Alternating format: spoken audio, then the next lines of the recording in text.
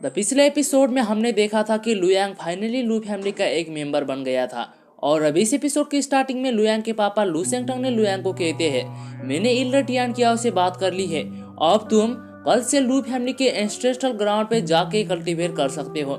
जहाँ पर लुयांग ने कहता है एंसेस्ट्रल ग्राउंड पे ऐसी क्या चीज है, और लू सेंगटंग ने कहते हैं वहाँ पर जिन हंग शॉर्टगन से बनाया हुआ सीक्रेट मार्शल आर्ट है और एक जेड की वॉल है जिसके पास golden sword white tiger painting छुपी हुई है, उसको बस एक ब्लेड मास्टर ही एक्टिव कर सकता है। पहले तुमको हमारी टेक्निक की अभ्यास करनी चाहिए। जब तुम हमारी टेक्निक को पूरी तरह से सीख जाओगे फिर इल्डर टियान किया और मैं वो जेड की वॉल को एक्टिव करना चालू कर देंगे। लुयांग ने अपने पापा को कहता है, आज मैंने सुना था कि आपका लू सेंची नाम का एक भाई है, लेकिन मैंने उसको कहीं पर भी नहीं देखा और उसका नाम वो फैमिली के टैबलेट में भी नहीं था। लू सेंगटंग ने कहते हैं लू सेंची इस लू फैमिली के पार्टिया बनने की बैटल हार गया और फिर उसने फिन एलायंस को ज्वाइन कर लिया। जब तुम ओस्ट डोमेन से वापस आ रहे थे शायद से उसने ही सिमेंग की हत्या की थी। और लुयांग ने कहता है, क्या सेंची ने ही सिमेंग को मारा है? मैं उसको मार के सिमेंग का बदला जरूर लूंगा।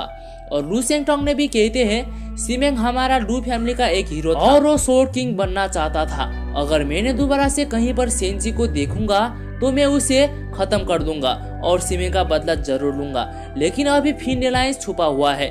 फिर भी मैंने नॉर्थ डोमेन पे फिन एलायंस के कई सारे लोगों को मारा था, लेकिन मैंने सेंची को कहीं पर भी नहीं देखा।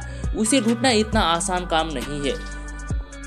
अब लू सेंगटंग ने कहते हैं, फिलहाल तुम्हें इसके बारे में ध्यान देना नहीं चाहिए, तुम अपने कल्टीवेट पर ध्यान दो, तुमको जल्दी ही ब्लेड मास्टर बनना है। अब अगले सीन पे लुयांग अपने बेड पे सोया होता है और कह रहा होता है कि सिमेंग मैं तुम्हारा बदला जरूर लूंगा और मैं लेजेंडरी स्वॉर्ड डार्क किरिन को भी ढूंढ लूंगा, लेकिन अभी मेरे को ब्लेड मास्टर बनने के लिए फोकस करना होगा।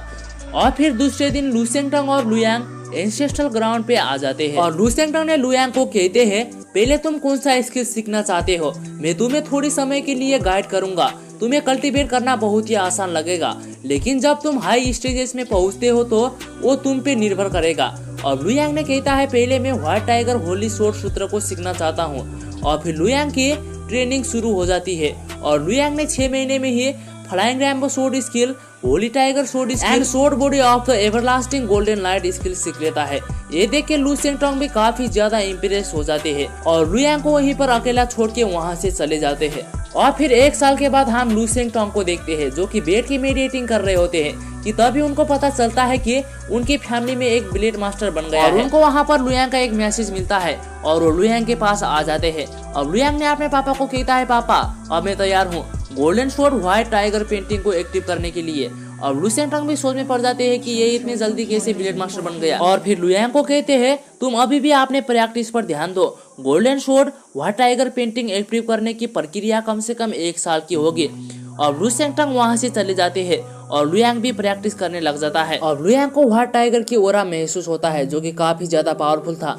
और लुयांग ने सोचता है कि अगर मैं आइस एम्परर स्वॉर्ड गॉड और जिनहन स्वॉर्ड गॉड के ज्ञान को कंबाइन कर दूं तो क्या एक नया स्वॉर्ड आर्ट आ सकता है। लुयांग ने दोनों ही गॉड के ज्ञान को कंबाइन करने लग जाता है और उसको फिर प्रैक्टिस करते करते 6 महीने बीत जाते हैं। और फिर नेक्स्ट सीन पे लुयांग अपने स्वॉर्ड के साथ व्हाइट टाइगर और आइस ड्रैगन को मिलाने लगता है और उसके हाथ में से 2 एनर्जी लाइट आसमान की तरफ चले जाती है जो कि काफी ज्यादा पावरफुल होते हैं। और इसके साथ में ये एपिसोड यहीं पर खत्म हो जाता है। तो दोस्तों इसका नेक्स्ट एपिसोड हमारे चैनल पे जल्दी ही मिल जाएगा।